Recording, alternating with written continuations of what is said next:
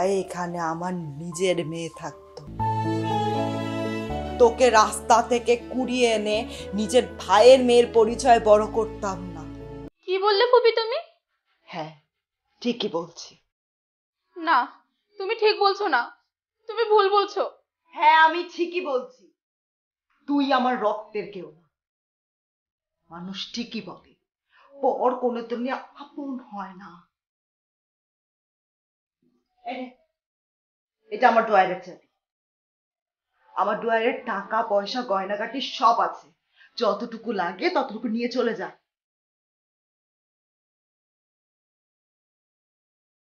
তোর মুখ আমি আর দেখতে চাই না।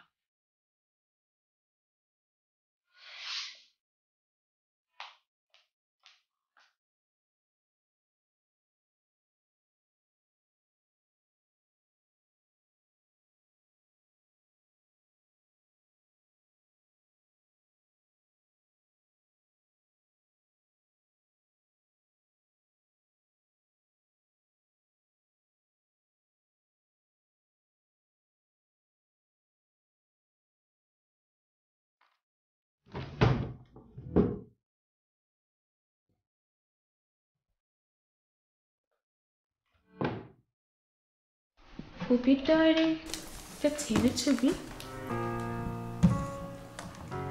কে সে?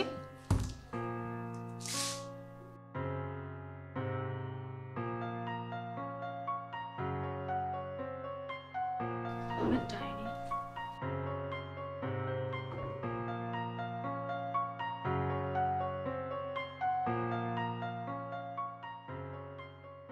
আমি তখন সবেমাত্র বিসিএস দিয়ে এএসপি পদে নিয়োগ হয়ে এখানে এসেছি।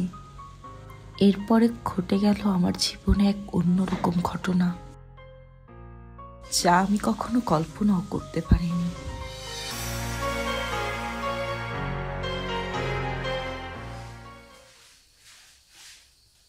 স্যার,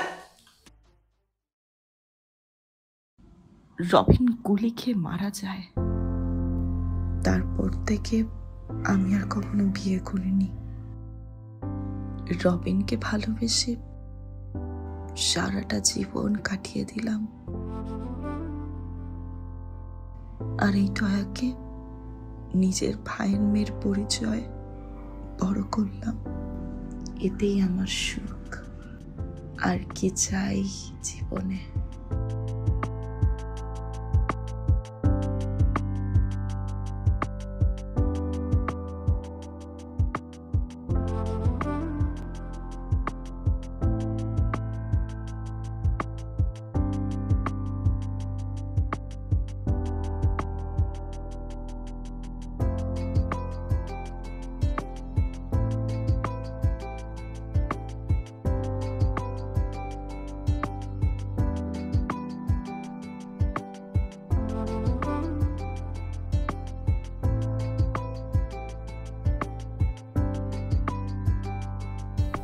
আরে দয়া, ওঠ ওঠ ওঠ।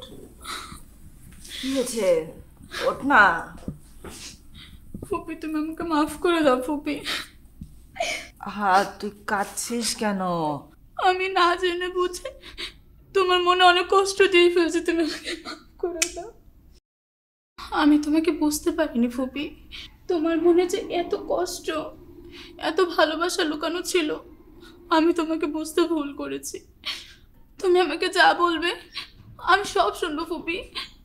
আমি কখনো তোমার কথার অবদ্ধ হব না।